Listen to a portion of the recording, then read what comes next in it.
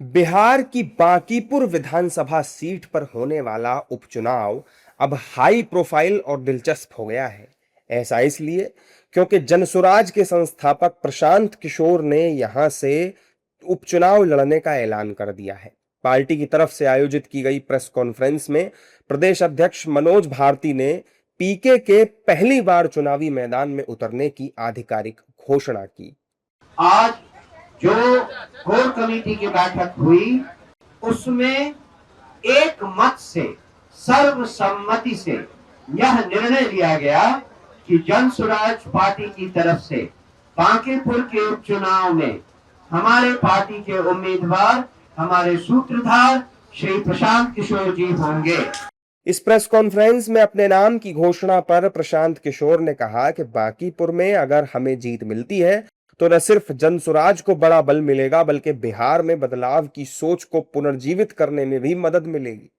की चिंता किए बगैर लोग बिहार की चिंता करेंगे, बिहार में एक बेहतर व्यवस्था बने इसकी चिंता करके वोट देंगे और बिहार यहाँ से बांकीपुर से बिहार में एक नई राजनीति की शुरुआत होगी। चुनाव लड़ने के ऐलान के बाद प्रशांत किशोर का टेम्पल रन भी शुरू हो गया। वो पहले पटना के प्रसिद्ध हनुमान मंदिर पहुंचे और पूजा अर्चना की। इसके बाद शिव मंदिर में भगवान शिव का अभिषेक भी किया। उन्होंने कहा कि बांकीपुर का ये उपचुनाव बिहार में एक नई राजनीतिक शुरुआत का चुनाव है और बांकीपुर का ये उपचुनाव किसी व्यक्ति को विधायक बनाने, जिताने और हराने का चुनाव नहीं है। ये सरकार बनाने बिगाड़ने का भी चुनाव नहीं है।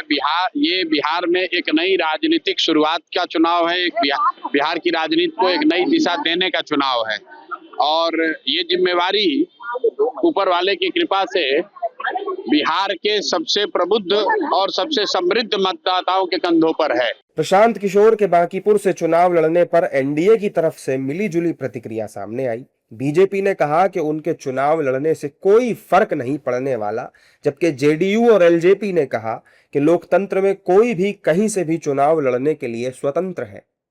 देखिए, प्रशांत किशोर लड़े या कोई और लड़े, कोई फर्क पड़ने वाला नहीं है।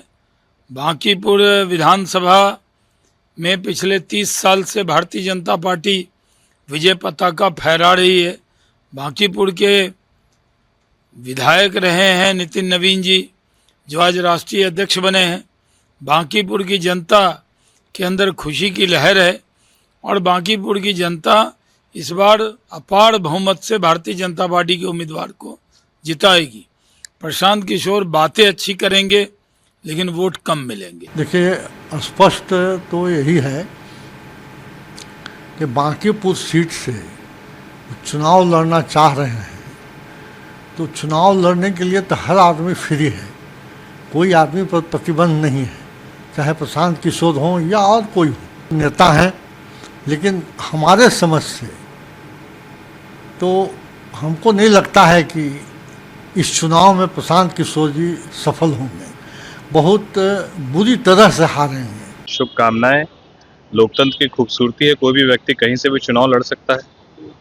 वो जहां से चुनाव लड़ेंगे, निर्णय तो जनता मालिक को लेना है। मुझे लगता है कि जनता जो निर्णय लेगी वो सर्वमान्य हमेशा होता रहा, आगे भी होगा। बांकीपुर विधानसभा सीट को बीजेपी का मजबूत गढ़ माना जाता है। ये सीट बीजेपी के राष्ट्रीय अध्यक्ष नितिन नवीन के इस्तीफे से खाली हुई है। वो अब राज्यसभा सांसद बन चुके हैं।